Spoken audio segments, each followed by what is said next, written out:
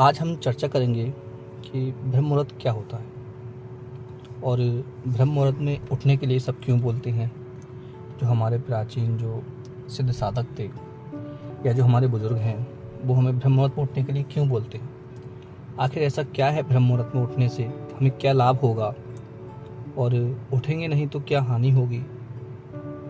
और बहुत सारी बातें हैं कि कौन कौन सी शक्तियाँ हमसे जुड़ती हैं ब्रह्म मुहूर्त में और किस किस शक्ति की आराधना करने से या ध्यान करने से कौन सी शक्ति आकर्षित होती है और हमारे शरीर के अंदर प्रवेश करती है। कैसे हमारे शरीर का जो ऑरा पावर है वो बढ़ता है ब्रह्म मुहूर्त में जागने से।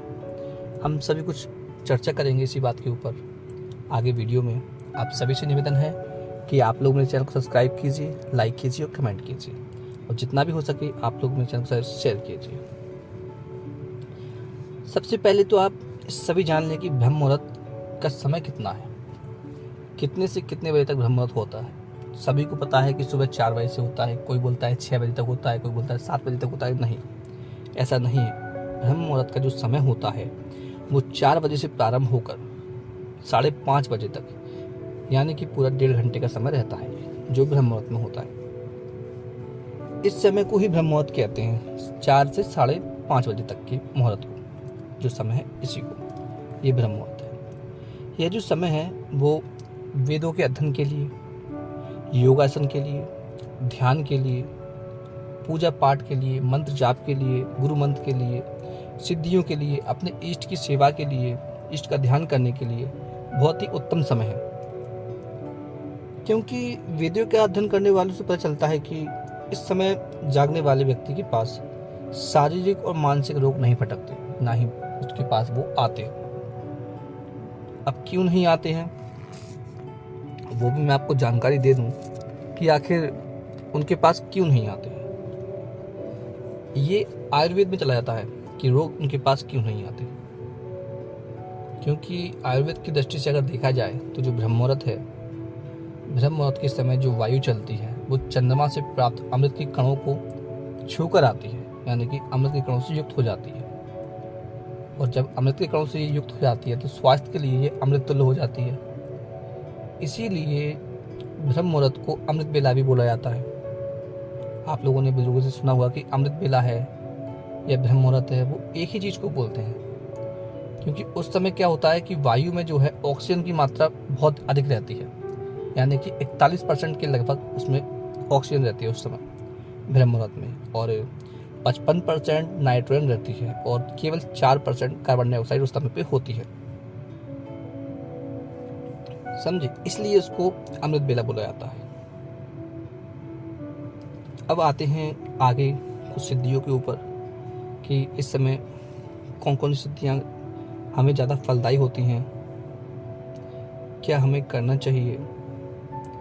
इस समय पे अगर कोई भी व्यक्ति ध्यान का अभ्यास करता है तो उसे बहुत ही फायदा होता है। बहुत जल्दी उसका ध्यान केंद्रित हो जाता है और उसका ऑरा पावर धीमे धीमे करके बढ़ने लगता है ब्रह्म मुहूर्त के समय में। क्योंकि उस समय ना तो शोर शराबा ज़्यादा होता है, जो अमृत बेला के लिए जो वायु होती है बहुत ही शुद्ध होती है, इसलिए जो उसका ऑरा पावर है वो अपने आप ही धीमे धीमे करके बढ़ने लगता है।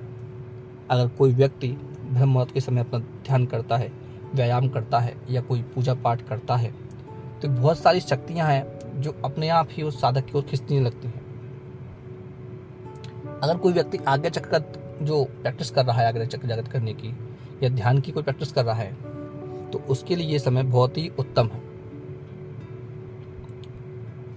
अब बात करते हैं कुंडली जागरण के ऊपर कि कुंडली जागरण कैसे करते हैं इस समय पे। जो व्यक्ति अगर कुंडली जागरण के लिए साधना कर रहा है या योग अभ्यास कर रहा है उसको ब्रह्म मुहूर्त में ही करना चाहिए। इस समय पे जो साधक है वो कुछ भी ध्यान करता है, कुछ भी योग करता है तो उसकी कुंडली बहुत ही तीव्र गति से आगे की ओर बढ़ने लगती है, यानी कि जागृत होने लगती है, अगर वो सही क्रम से चल रहा है तो। क्योंकि मैंने आपको बता ही दिया है कि इस समय ऑक्सीजन की मात्रा कितनी होती है, इसीलिए। अब ब्रह्म मुहूर्त में क्या होता है कि बहुत सारी शक्तियाँ जो हैं, सात्विक शक्तियाँ, नकारात्मक शक्तियाँ इस समय पे नहीं घूमती हैं, भ्रमण नहीं करती हैं। सात्विक जो शक्तियाँ होती हैं वो इस समय पे भ्रमण करने के लिए निकलती हैं। चाहे तो आप देव बोल लीजिए, अपनी अपनी भाषा में सब लोग अलग बोलते हैं कि ईश्वरीय शक्ति जो होती हैं सकारात्मक जो ऊर्जा होती है इस समय भ्रमण पे निकलती है। और जब आप कोई पूजा पाठ करते हैं, कोई ध्यान करते हैं, कोई मंत्र जाप करते हैं, तो वो आपकी ओर आकर्षित होती है और आपसे जुड़ जाती है और आपको नए नए आयामों तक वो पहुंचाती है। आप जैसा जैसा सोचते हैं उस लिए काम के लिए वो करने में आपको सामर्थ्यवान बनाने लगती है। जो ब्रह्म मुहूर्त में जो व्यक्ति उठता है, योग अभ्यास करता है, मंत्र जाप करता है या ध्यान अभ्यास करता है, तो उसके जो तेज है उसके चेहरे का वो अपने आप ही बढ़ने लगता है। उसके चेहरे पे चमक आने लगती है। वो पूरा का पूरा व्यक्ति वो तेज युक्त हो जाता है, यानी कि जो उसका आभा मंडल है वो अपने आप ही बढ़ने लगता है, केवल ब्रह्म मुहूर्त में उठने से और योग अभ्यास करने से, किसी भी ध्यान मुद्रा को करने से।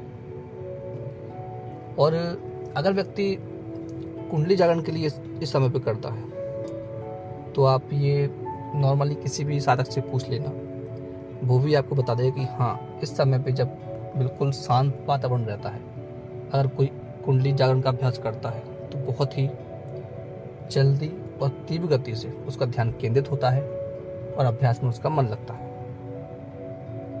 ये रहता है इसमें।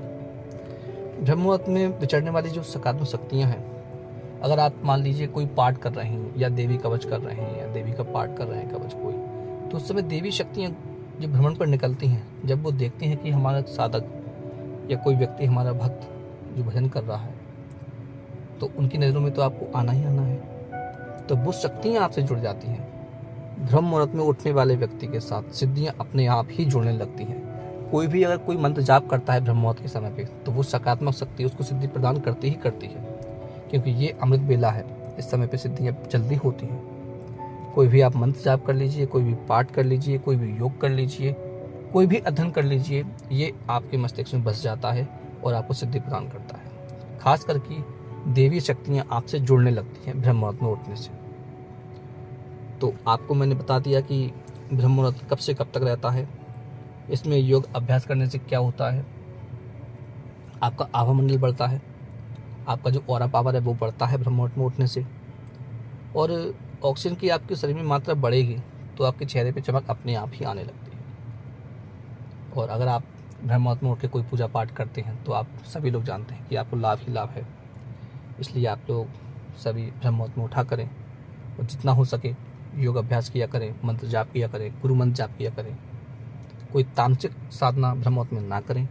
सकारात्मक सिद्धियाँ जितनी भी हैं आप लोग ब्रह्म मुहूर्त में कर सकते हैं। किसी भी इष्ट का भजन आप कर सकते हैं, चाहे तो आप ध्यान केंद्रित करने वाली कोई भी मुद्रा है उसका ध्यान कर सकते हैं आप, चाहे तो कुंडली जागरण शक्ति है उसको जगाने के लिए आप ध्यान कर सकते हैं। विशेष तौर पर ब्रह्म मुहूर्त में ध्यान का महत्व बताया गया है, क्योंकि उस समय पे शांत वातावरण रहता है और आपका ध्यान अच्छा केंद्रित होता है। इसलिए आप जो भी करना चाहें 4 से लेकर 4:30 बजे तक 4 से 5:30 बजे तक आप लोग ब्रह्म मुहूर्त में कर लिया करें। इससे क्या होता है कि आपका जो समय है जो आप सो के व्यतीत कर देते हैं, व्यर्थ कर देते हैं, व्यतीत क्या करेंगे, व्यर्थ ही कर देते हैं, वो समय भी आपका बचेगा और आपके जीवन के जो कुछ क्षण हैं, कुछ घंटे हैं वो बढ़ जाएंगे। तो ये जानकारी यहीं पे समाप्त करते हैं। मिलते हैं किसी और वीडियो में।